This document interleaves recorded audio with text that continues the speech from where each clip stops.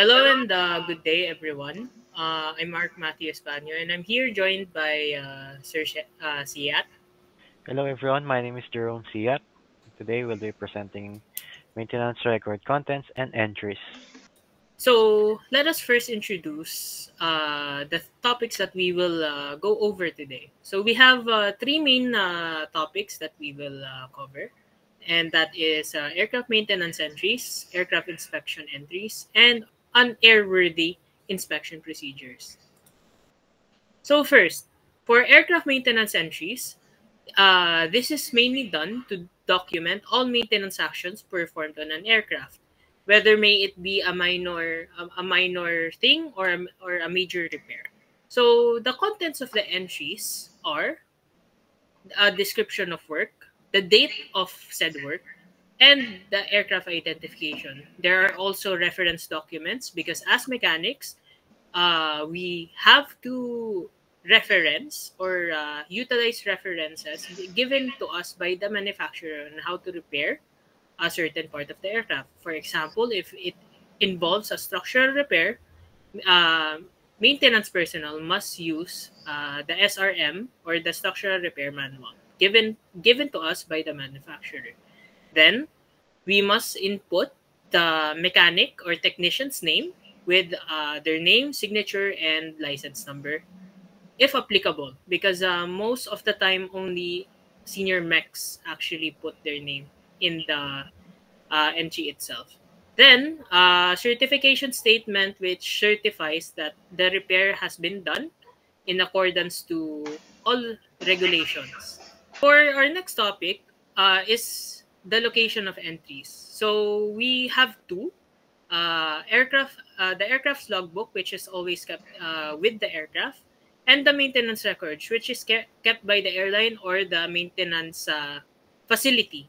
So there are two mechanical reliability reports and mechanical interruption summaries. These two are usually used by the maintenance facility to keep track of the performance of their system of maintenance. So these have really good value if you want to track how good or how bad your maintenance personnel are.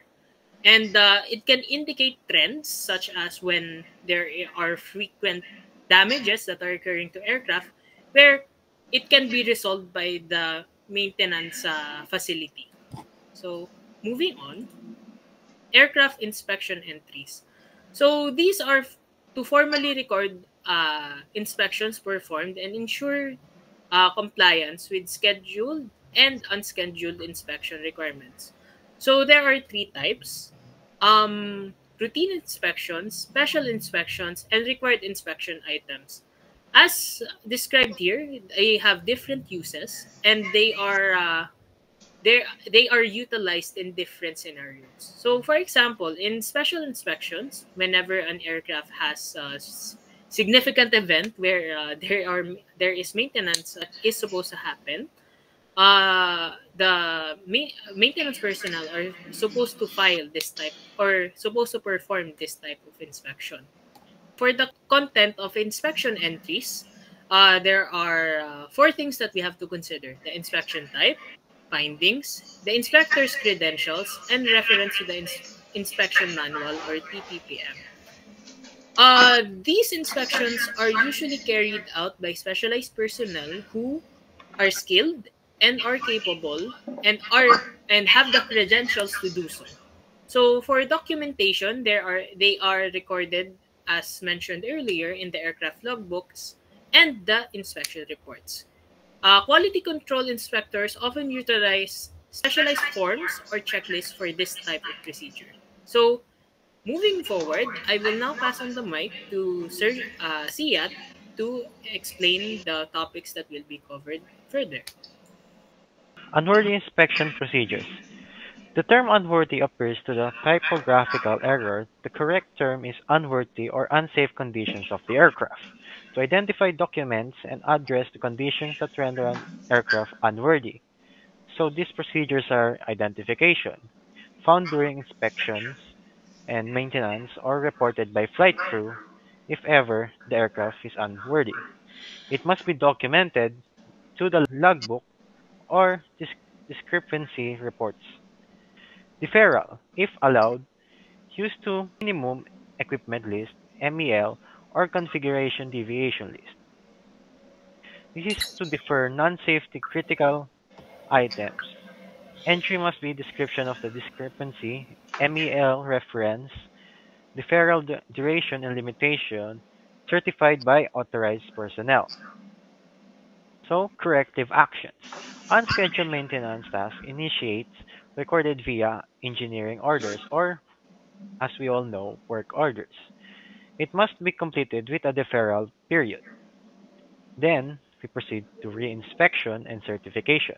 After corrective actions, a QC inspector must verify and certify the aircraft's return to airworthiness status before it can return to service. Entry must include description of corrective actions, inspector certification, reference to applicable ADS, SBS, or EOS. Regulatory reference FAR 91.403 and 9.1.405 responsibilities for airworthiness and maintenance records. As for the other regulatory reference, we have the FAR 121.373 continuing analysis and surveillance, as well as the AD 120 and 216D air carrier maintenance program. So, here's the key takeaways. Aircraft logbooks onboard record for the real-time entries. Then we have the Technical Policies and Procedures Manual, TPPM, Airlines Master Document for the Maintenance Policy. Inspection Manual, IM, defines the inspection standards and procedures of the approved maintenance organization. Then we have engineering orders, authorize non-routine work. MEL CDL allows deferral of certain items under specific conditions. Thank you for listening to our presentation. I hope you learned something important today. Thank you and have a good day. How do we maintain the completeness and to the up to the standard of the regulatory?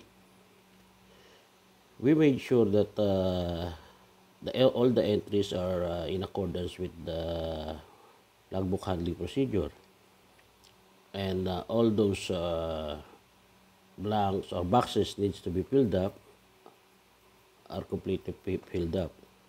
Me as a supervisor, all the documents before releasing the aircraft for service, I have to cross-check all the documentations, the logbook, the sequences, all information are filled and legibly readable, like the aircraft registration, dates, time, the defect block side, the correction block side, the performing mechanic have signed everything, and lastly the release after signing all the documents. Now when it comes to the routine task card or the work orders, I have to make sure all those columns or lines to be filled up by mechanics are complete, and the dates are recorded as well, because sometimes you will notice some engineers or technicians, when they're kind of busy, they tend to miss some procedures or steps.